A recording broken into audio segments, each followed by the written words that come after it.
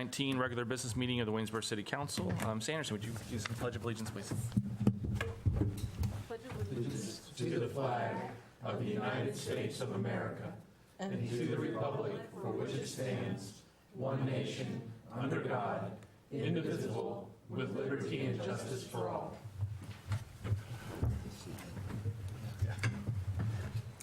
Just remind those in attendance this evening, if you'd like to speak during the public comment period, we'd love to hear from you. And we've got a sign-up sheet in the back of the room for you to please complete. Second item on the agenda this evening is the consent agenda. I understand that I'd like to remove item D from. So first, is there, I guess I got to do a motion first to approve the consent agenda as presented. Well, we have to remove the item first, correct? But we'll remove, is it procedurally here? So only if there's a desire by a member of council to remove item D. Right, and so I just want to confirm that. Okay. I preemptively removed it for you, Bruce. Okay, so with that, with the exception of item 2D, is there a motion to approve the consent agenda as presented? So moved. Okay, is there a second? Aye. Great, thank you. Any discussion? All those in favor say aye. Aye. Any opposed? Motion carries. Item 2D, Mr. Allen. Yes, this is about the sign at the library. And I've been a supporter of the library since I've been on city council. Anytime that they've asked for money or to renovate or whatever, I've been a supporter of the library board and whatnot, Friends of the Library, I'm a member of that. So on this sign, though, I have a few questions, and one of the questions I know when this came up a couple years ago, and we went through this, and when we changed the ordinance to prohibit that sign, it was a recommendation of the city staff that we do that. And I would like to know what changes was made that staff would now change what they did 2 years ago and now say they recommend that we do it. So if I might. Yeah, sure.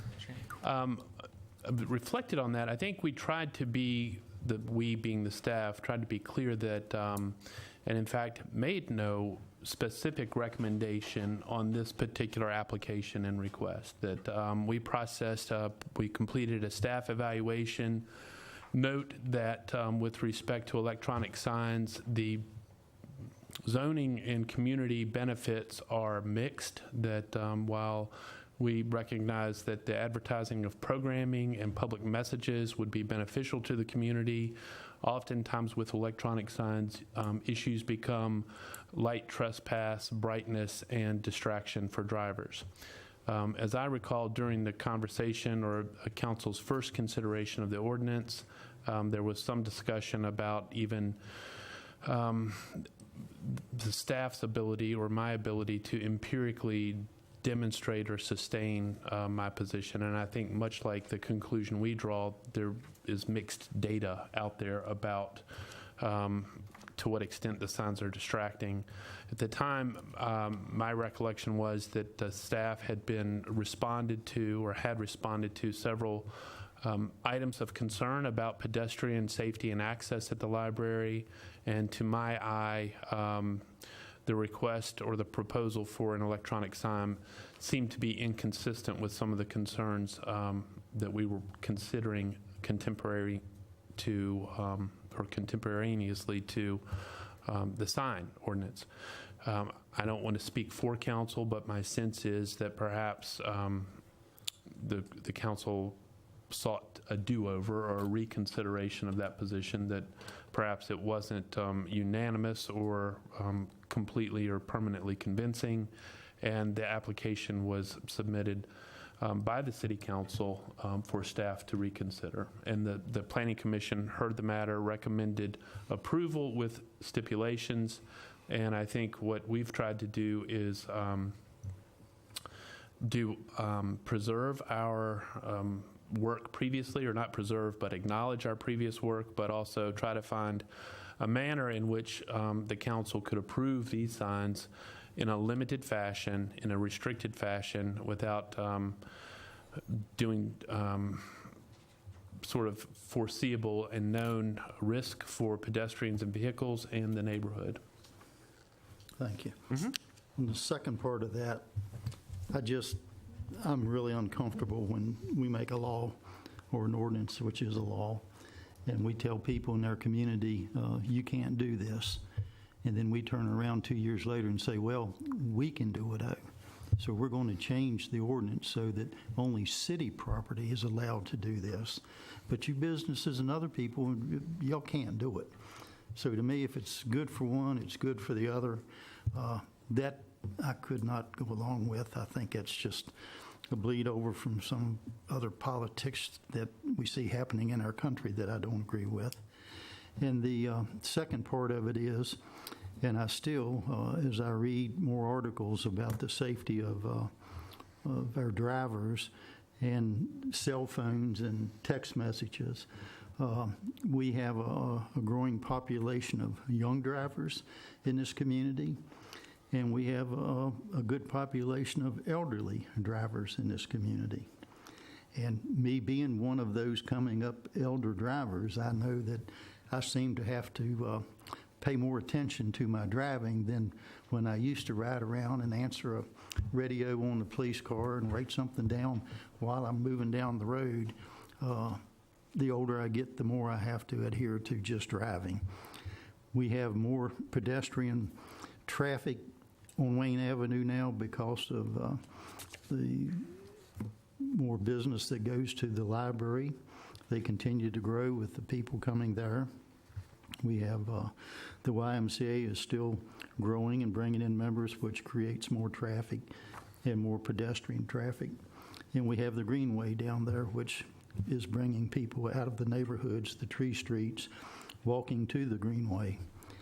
And just in my own personal opinion, if we're going to put a sign up that's going to require people driving down the road to take their eyes off of the road in a heavy traveled intersection, heavy pedestrian intersection, and they're going to be trying to read a sign showing us what we're going to be performing at the library this weekend or the time of it,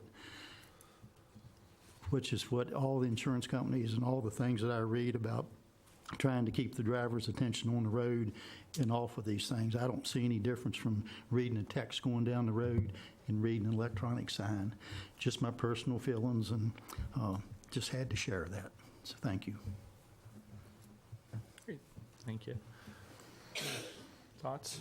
Well, I just want to make a comment on this. Bruce, there's 2 small signs there that the library has out with real tiny letters now that when I'm driving down through there, I'm more distracted trying to see what's on those small signs than I would if I had one right at eye level where I could glance over, see, and then come back on the road.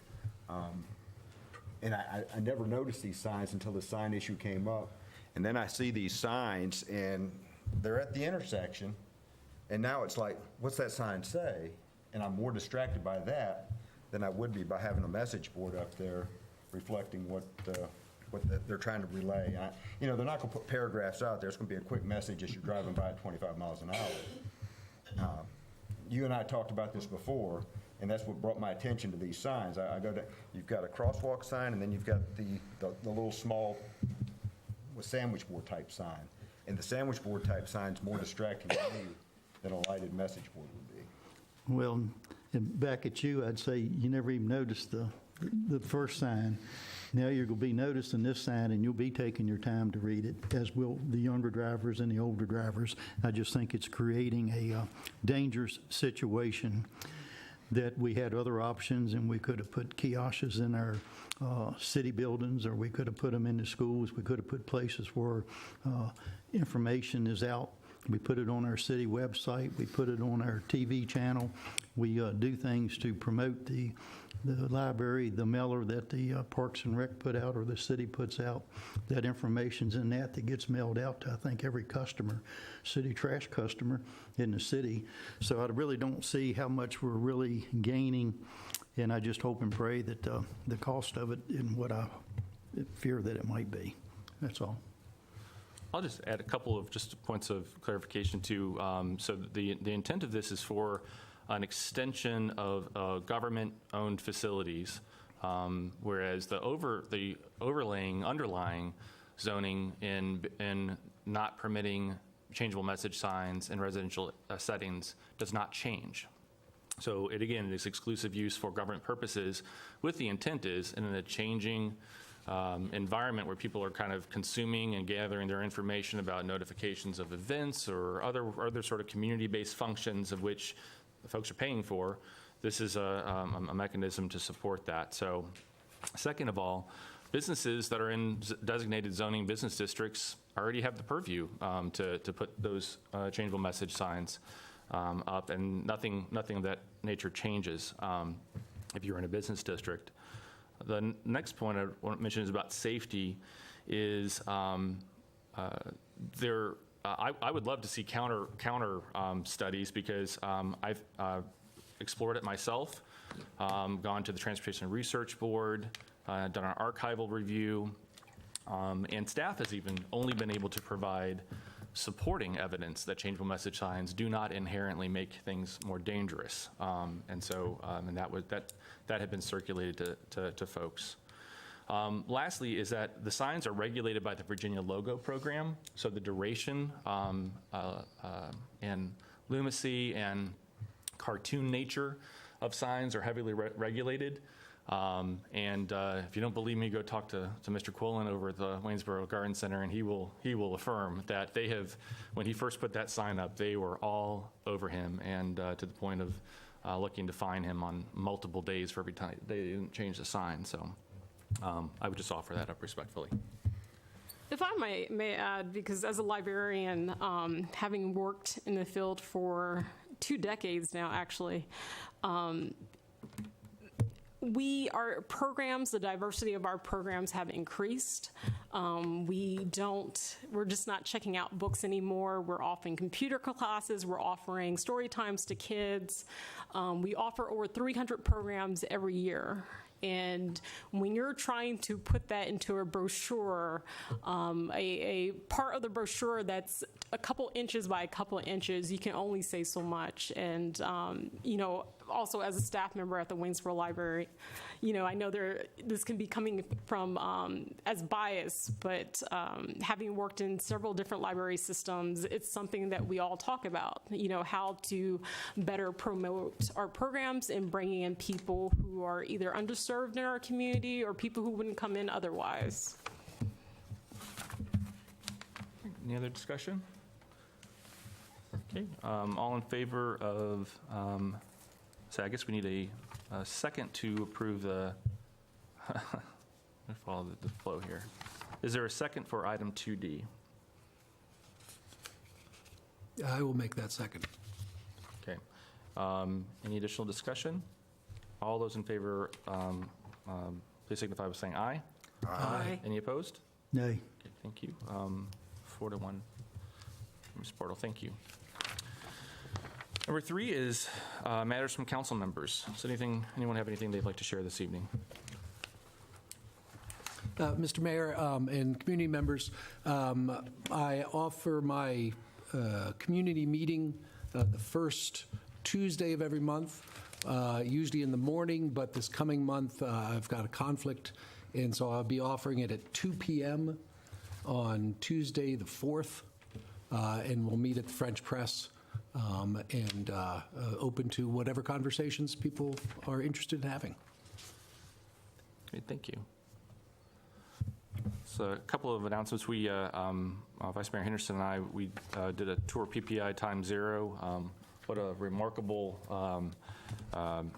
business that we have in our community, and hats off to the exciting work that they continue to see and growth that they continue to see at that operation.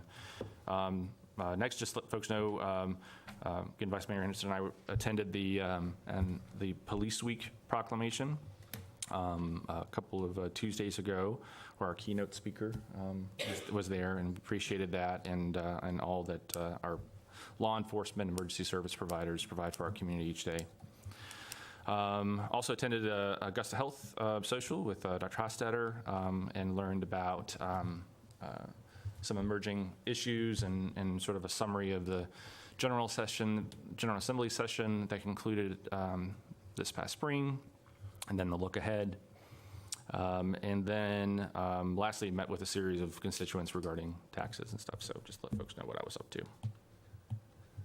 Okay. Item 4 is the second consideration adoption of an ordinance imposing taxes for the calendar year 2019 on property and persons for the payment of interest on the city debt, for the support of the city government, for the maintenance of the public schools, and for the expenses provided for the assessment of persons and property, for the collection of taxes, revenues, assessments, and imposing penalties for the failure to comply with the provisions hereof. Mr. Hamp. Mayor Short and members of council, this is the first of 3 ordinances, ordinance that pertain to the fiscal year 20 budget. This is the revenue side of our budget, and the ordinance introduced at the previous meeting would set the rate for real estate at 90 cents per $100 of assessed value. For personal property and business property, $3.25 per $100 of assessed value, and machinery and tools at $3.25 per 100. We ask that you consider and adopt an ordinance this evening. Great, thank you. Is there a second? I'll make that second. Great, thank you. Any discussion? Would this be the time that I would ask to put in an amendment? I believe so. Yes, you could raise a friendly amendment, otherwise you have to wait to see if no one seconds your amendment, then we have to wait to see. I would make a friendly amendment then that we would put the personal property tax rate at 305 instead of 325. And so we go back to the originator of the motion, right? From the last Let meeting. the attorney help us. We've got to go back to Mr. Henderson because he introduced the motion originally, Right, so he has to correct. accept the friendly amendment, Correct, or not. or not. So I accept his amendment or not? Correct. I would like to go with what we originally called for. Okay, great, thank you. So with that, do we have any further discussion? No? Okay, so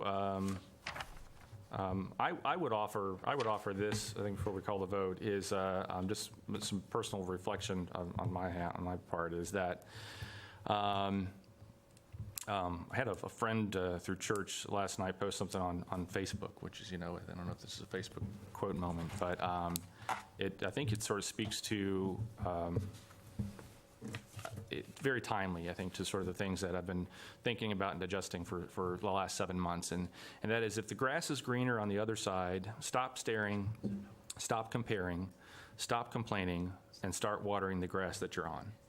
And I very much see the path forward for our community, and 7 months of intense conversation and debate over priorities, core functions of government. I want to emphasize that, core functions of government, things that you would expect a government to provide and support, are institutionalized and carried forward and brought into this document. So I would just offer that up of sort of where I'm sort of headed with it. So, okay, well, with that, we have a motion properly seconded. No further discussion. All those in favor say aye. Aye. Any opposed? Hey, In 1 4-1. Thank you very much. Item 5 is the second consideration adoption of an ordinance amending sections 30-58E3A, 30-58E3B, 86.28A1, 86.28A2, and 86-139A of the Code of the City of Waynesboro to increase the stormwater fee, water utility service charges, fees and rates, and sewer utility service charges and rates. Mr. Hamp. Mr. Mayor and members of council, the manager's recommended 2020 budget proposes an increase in water and sewer utility fee, fixed service charges, and consumption rates.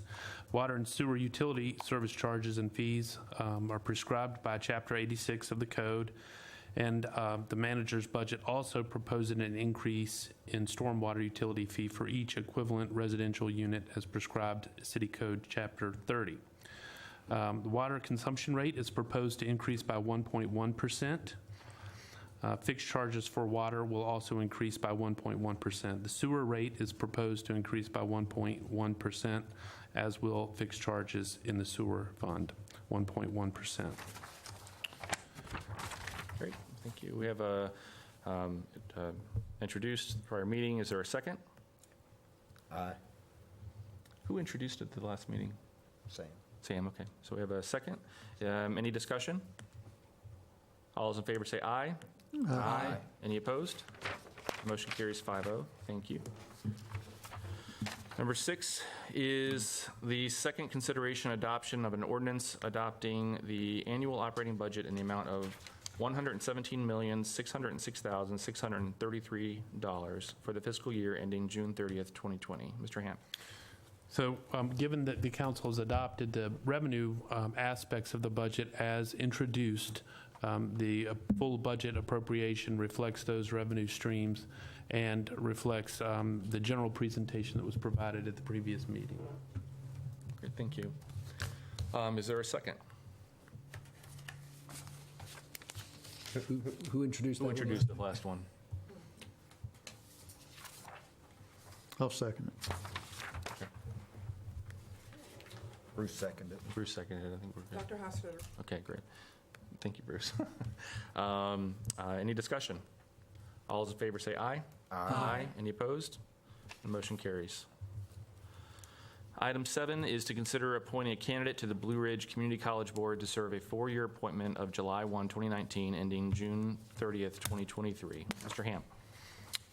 Mr. Sean Kopp has presented his name for consideration and appointment. Is there a motion to appoint Mr. Kopp? So moved. Great, thank you. Is there a second? Aye. Great, thank you. Any discussion? All those in favor say aye. Aye. Any opposed? The motion carries. Thank you. Number 8 is to consider introducing an ordinance appropriating a Virginia Tourism Corporation grant in the amount of $22,234 to the general fund to reimburse for advertising expenditures in the tourism department. Mr. Hamp. This is a reimbursement grant from VTC, which means that our program makes the expenditures and then demonstrates the validity of those expenditures to the state, and they reimburse the general fund. So this appropriates the reimbursement from the state. Great, thank you. Are there any questions? Is there a motion to introduce the ordinance? So moved. Thank you. Is there a second? Second. Okay, any discussion?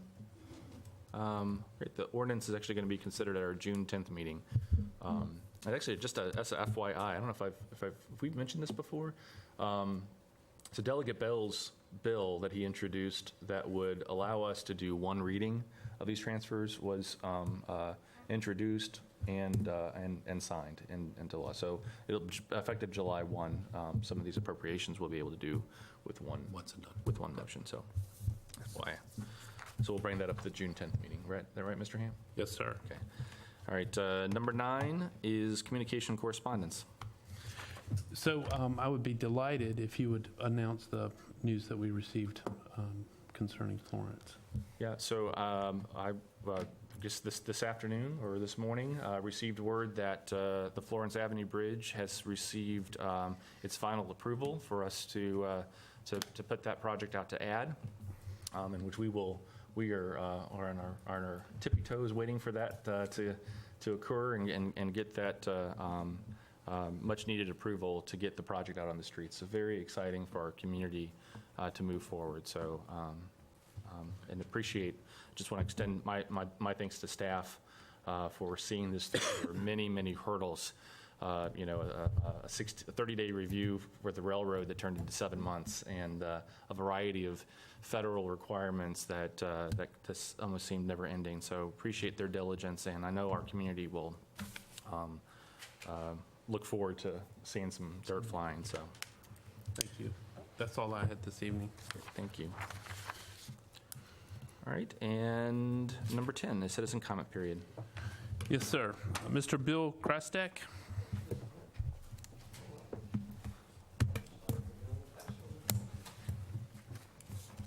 If you wouldn't mind stating your name and address for the record, please. Certainly. Good evening. My name is Bill Krostek of 1321 Hollins Road. Thank you, Council, for allowing me to speak again. I was at the previous council meeting, and after listening to several of the speakers, I felt the need to address some of their comments as well as add a few of my own. Rather than address them by name, I will refer to the time into the meeting that they spoke should someone wish to review their statements. At the 2-hour, 14-minute mark, a former substitute of Waynesboro High School mentioned, I worked and watched the ceiling tiles fall down on top of kids in the science class. I don't think that anyone can deny that a school built in 1937 is obsolete.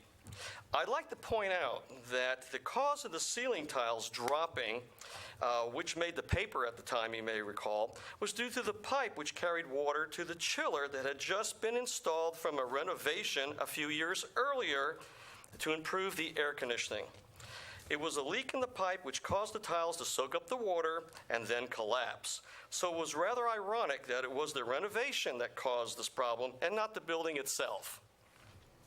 Number 2, at the 2-hour, 7-minute mark, a former Waynesboro Public School administrator said that her students at her university told her, I can go 15 minutes and make several $1,000s more.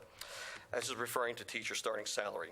As her students would be beginning teachers, I've already provided council previously the documentation that there's only an $8 difference between us and Augusta County.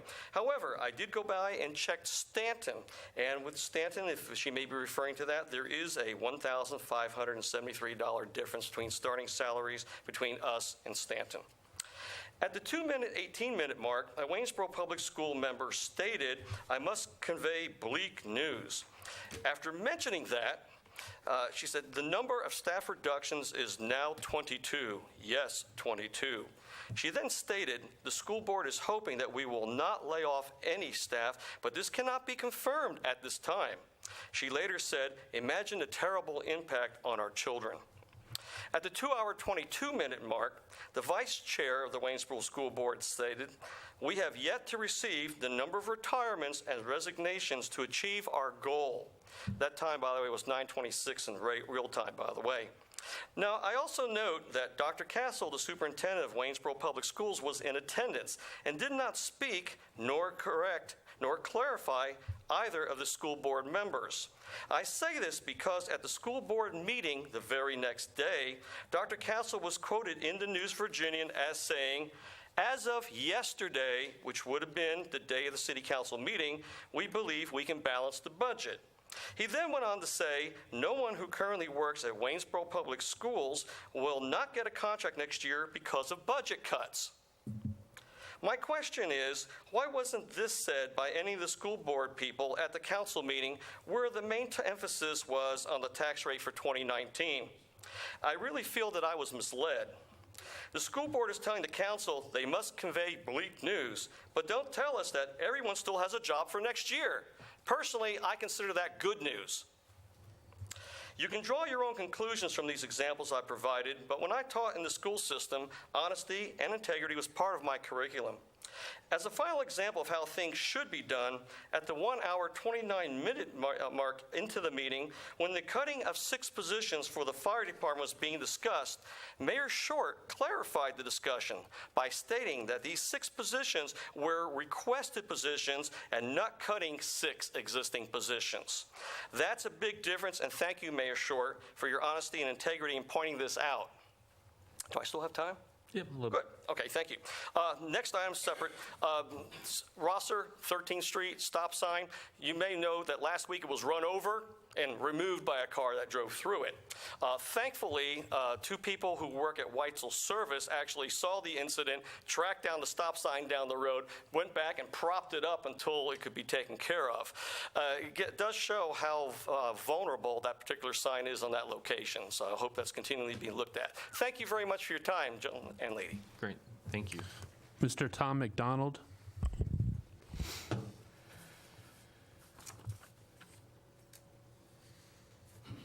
Mr. McDonald, if you wouldn't mind stating your name and address for the record, please. Tom McDonald, 1117 Club Road. Good evening. Good evening. I'd like to thank our city council and all department heads for the countless hours spent on the budget, on creating our budget. I know there was a bunch of snarling and gnashing of the teeth over the increases. However, I did see a lot of citizens agree that the increase in taxes is a definite need to keep our city running. We're now paying the price for past mistakes made by previous regimes, not paying attention to maintenance issues and kicking the proverbial can down the road. When this happens, sooner or later, we must pay the piper, and he's standing there with his hand out as we speak. Everyone must realize you cannot please all the people all the time. Our city management did all they could to come up with an equation in dispersing funds in a fair and equitable manner based on priorities and many other factors.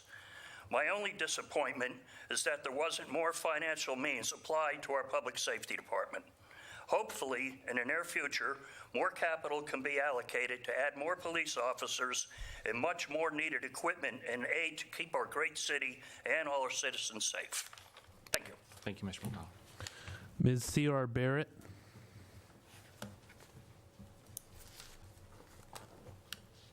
Ms. Barrett, if you wouldn't mind stating your name and address for the record, please. Hi, my name is C.R. Barrett. I live at 401 Ridge Circle, and I also want to thank the countless hours that the City Council and staff have put into the budget for the 20 year. However, I have different conclusions than the gentleman that spoke just now, and I am very disappointed to see that the tax increases have gone forward and that the City Council is not really considering the financial status of the individuals that live in the city of Waynesboro. Yes, we need to maintain the city. Yes, I disagree, though, that past city councils have not maintained the city. I think that we've done a remarkable job of keeping up with maintenance given the budgets that we have had to work with. I want to thank the individuals of the city council that have spoken with me and considered the things that I had to say. However, we are not addressing the fact that, again, the city of Waynesboro residents, there are 17.4% of them that live in poverty, at or below the poverty level. We have 18-some% of people that are over 65, and many living on a fixed income. Although those percentages are not necessarily additive, they still represent a significant portion of the population in Waynesboro that can't afford the cumulative effect of every single one of the tax increases that you have just passed today. We're talking about city, sewer, storm, real estate, and personal property taxes. And I think in the working session that went on before this particular meeting, there was some discussion about what is a necessity and what is a nicety. And I would just like to say and emphasize that while I think green space and parks are very important, the city of Waynesboro has a population of about 22,300. We have 6 existing parks in the city of Waynesboro. We do not live in a concrete jungle, and to spend almost $1 million on Sunset Park as a reserve is irresponsible and immoral, and you're asking people, almost 20% of the population to pay for tax increases to fund that park, and that's wrong. The people that you're hearing from are the vocal minority that have a vested interest in the development of the city, which I agree we need to develop. But again, we have to think about all of the citizens. And those individuals that are disenfranchised, they don't come to city council and they don't get your ear because they're afraid to stand up here and tell you exactly what's going on. You're hearing from the people of means who stand to benefit from additional revenue that are coming into the city. And again, I'm all for city development, but not at the expense of the rest of the citizenry in Waynesboro. We need to address the poverty level in Waynesboro, and it's not being addressed.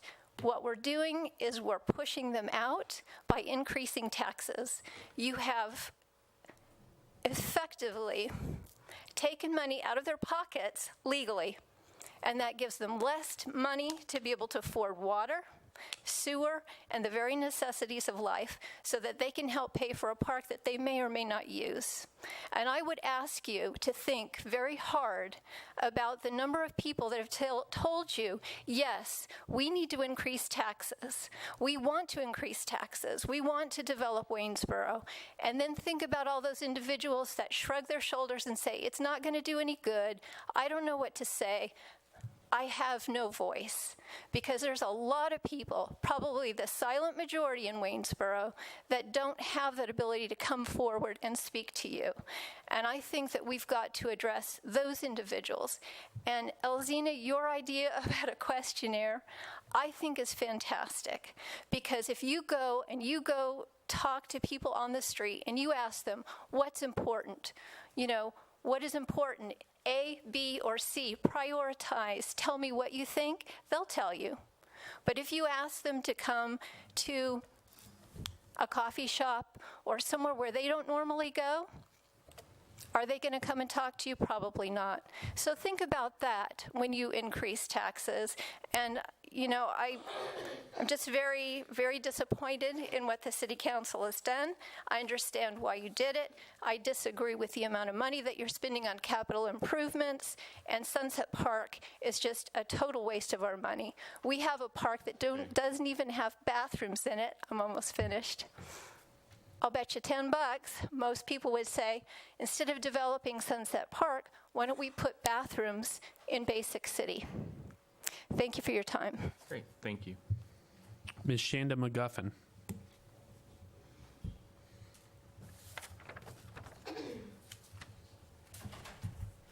Ms. McGuffin, if you wouldn't mind stating your name and address for the record, please. Yes, I'm Chanda McGuffin.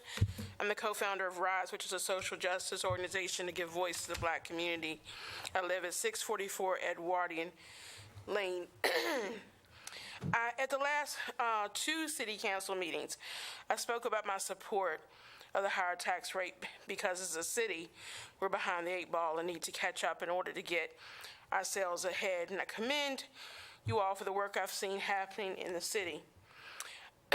I knew that the Port Republic Road community meeting was going to be one of the next meetings and expected to hear some good news. However, I'm sure that you all thought it was good news, but it did not meet any of the Black community that attended as something to get excited about. It was just the opposite. At that meeting, we had Mr. Shaw, Mr. Henderson, Mr. Hossetter, Dr. Hossetter, and Luke Jade were the main four that we were really interacting with. And it came to our conclusion, we do not want patchwork done on Port Republic Road. We know that there's $90,000 that you've set aside from money, but we want the same care, concern, and commitment to go into the Black Historic District of Port Republic Road as the other two historic districts of the Tree Streets in downtown Waynesboro. I'm not here to rehash what the nonprofit Port Republic Road Historical and Community Association has spoken to many of you about since 2013 on numerous occasions about Port Republic Road, nor will I rehash all my meetings that I've had with former mayors, the current mayor. I won't rehash my 2016 campaign where I complained about the lack of attention for 8 years in that part of town in Ward C because the councilman did not pay attention to that part of that ward. So you can't keep telling the Black community that you hear us and that you care about us when you continue to patronize us and give little importance to decisions that are being made. I'm sure that you think they're great decisions and that we're doing something, but it's not enough. In comparison to the other two historic districts, Port Republic Road looks nowhere even remotely close to the other two historic districts.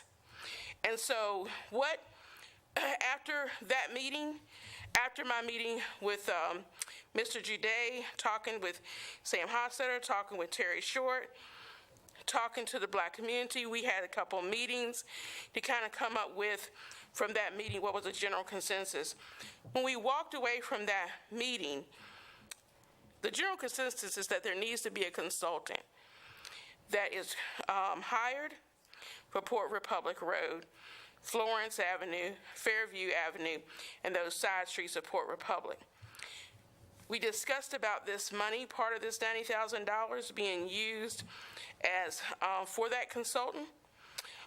This was in the realm of possibility, according to Mr. Shaw and Mr. Jude at the meeting on April the 24th, and when I met with Mr. Jude on May the 6th in his office.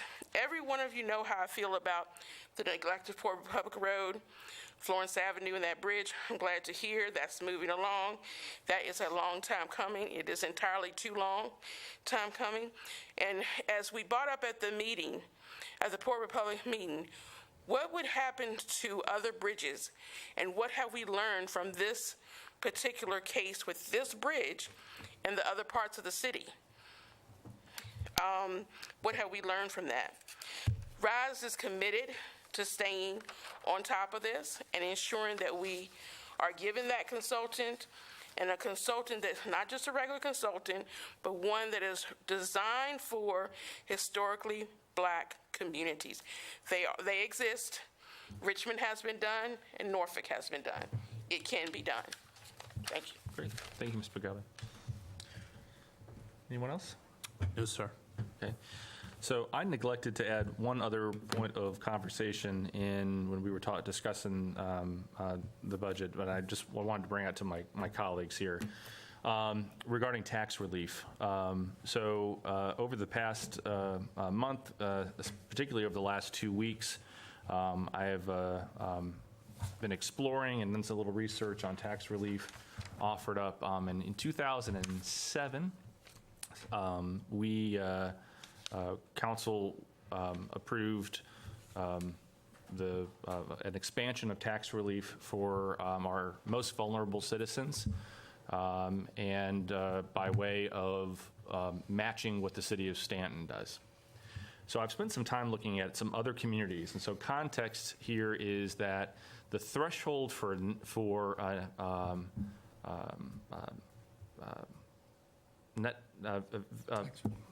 tax relief, but value, what's the word I'm looking for? Net value, total worth. Total worth cannot exceed greater than $60,000 is our ceiling. $62,500 is our ceiling. And your annual income